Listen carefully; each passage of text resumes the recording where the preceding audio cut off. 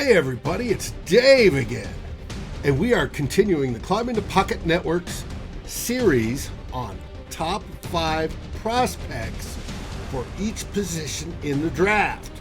Tyler Fornes is bringing us his top 5 big board, day by day as the draft builds up. He's bringing us the board. Let's bring in Tyler. Hey Tyler, how you doing today?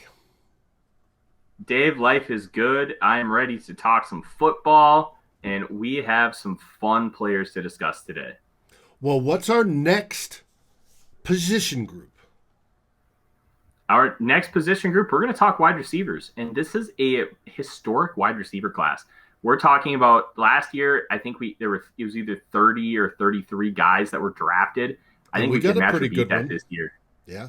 Oh, yes, we did. We got a great one of Justin Jefferson. Thank you, Howie Roseman, for botching that selection just ahead of us. And let me tell you, this is a fantastic group of players, and I'm really excited to dive in. All right, go for it. All right, we're going to start off with 5, and this is it's going to feel hot takey, but it's not. That's not what I do. That's not what I'm about. And it's Ja'Marr Chase, the wide receiver out of LSU. You hear people talking about him being the consensus number 1 in this class. You hear him being the best physical specimen to come out of wide receiver since Julio Jones. Look, I thought he was really good at LSU. He played a bully ball style of football. He had 1,900 yards and 20 touchdowns in probably the best offense that has ever played college football. And it's great. Like, he has some fantastic things about him. He's an alpha. He goes up and gets the ball. He bullies physical cornerbacks. But the one thing that I didn't see is he didn't have a dominant athletic trait on the field. And that's, to me, is really scary. Like, he's better than N'Keal Harry, but N'Keal Harry just couldn't separate. He was just winning jump balls, but he was so good at it. So you can kind of like push that aside a little bit. Like, I think Ja'Marr Chase, even with his athletic testing, which was stellar, he was tested way better than anybody thought. But at the same time, do the traits match the skills? And the answer is no. The traits that he tested with don't match how he plays on the field. I don't think he's a phenomenal natural separator. And I worry that he's going to not produce nearly what his draft position is going to be. He's going to be drafted top 5, top 10.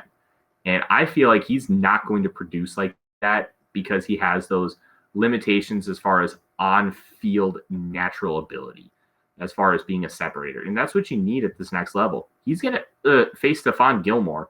Like, what happens when Stephon Gilmore punches him in the mouth? Is he going to be able to handle that? Is he going to be able to separate from him? Like, I have some serious questions. He's still got a first-round grade from me, but I am nowhere near as high as a lot of other people that I respect on him. And I know I'm not alone. Some people that I talk to a lot have him as low as I do. So it's going to be really interesting to see Chase's career progress. I will be the first to admit I was wrong if he just ends up being the best receiver far and away out of this class. But I have too many question marks for him. Then that's why he's so low for me. Who do you have next? At number 4 is Florida's Kadarius Toney. Yeah, he's a really interesting player because he came to Florida as kind of like an option-style quarterback with a cannon arm. There are rumors he can chuck the ball 80 to 85 yards. And seeing some of his throws in college, I wouldn't necessarily doubt it. But one of the tough parts about Toney's evaluation is he wasn't really a true receiver until 2020. He has started to learn a little bit more and be used as more of a receiver in 2019.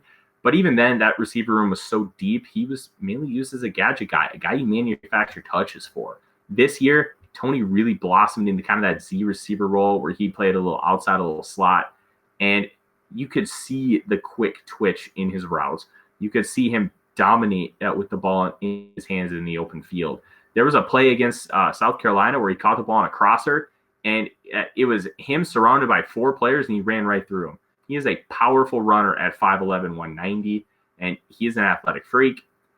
I think he has a lot more room to grow than probably anybody in this top 5 list, and he's already done such a good job, especially with this film where I have him this high.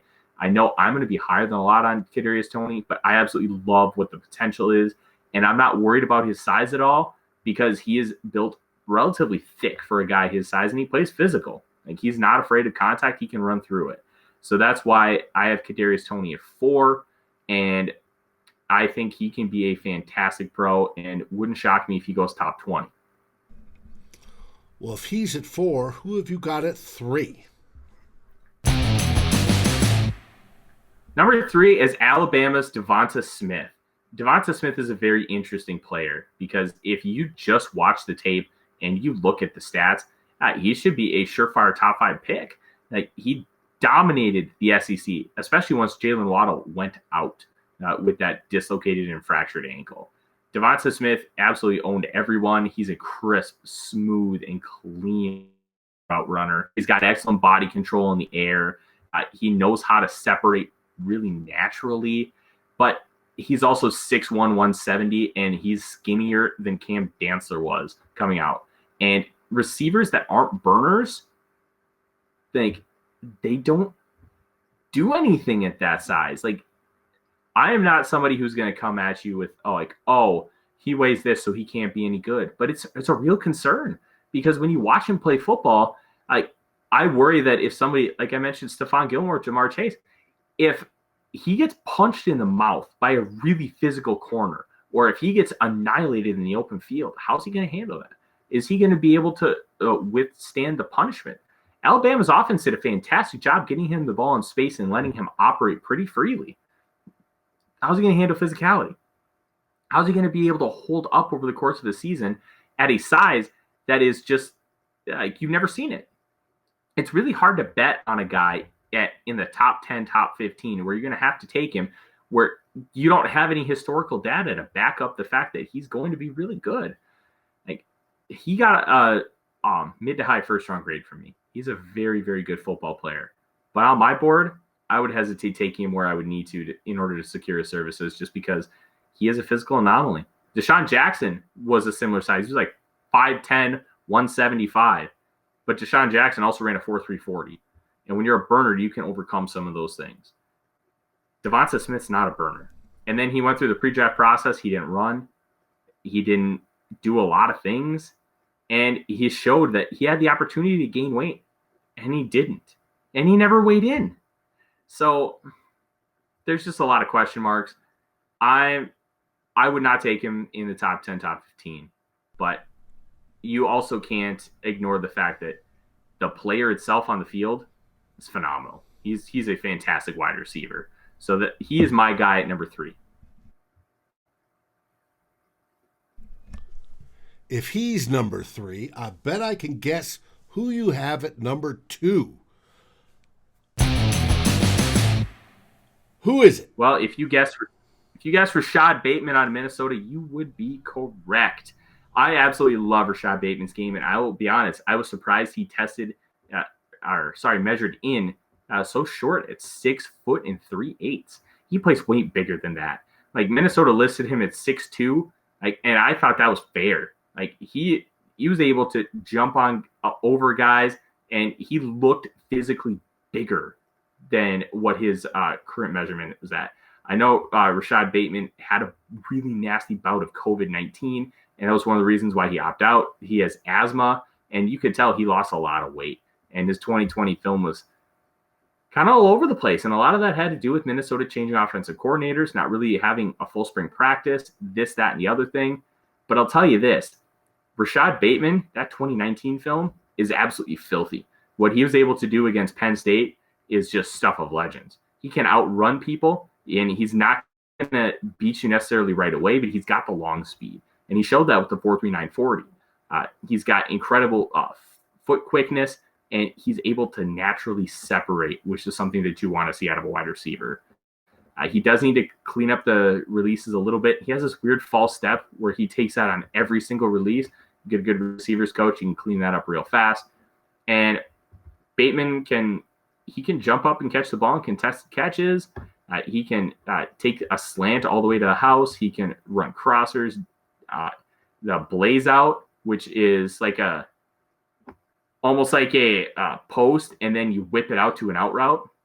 And he makes defenders look absolutely filthy. Just it's bad. It's like just incredible stuff. Bateman is my number 2 receiver, and I wouldn't be shocked to see him go anywhere in like the top 15 or 20 because I think he's that good. Well, if 2's off the board, that only leaves us 1.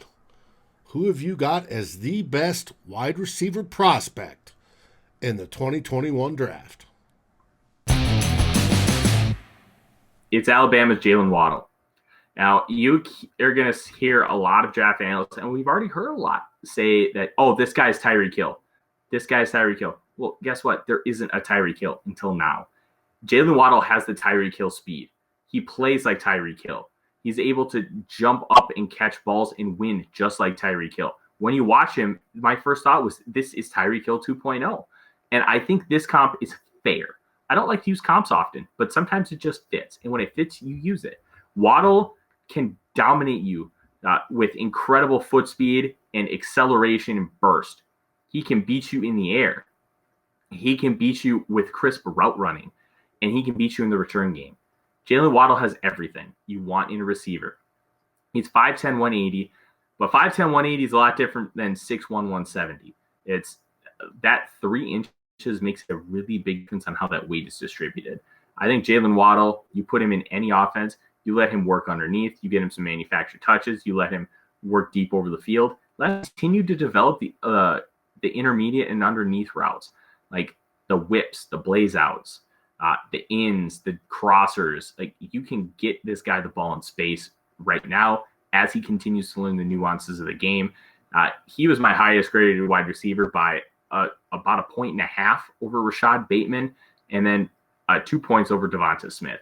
I think Jalen Waddle's special, and you can utilize him in almost any offense.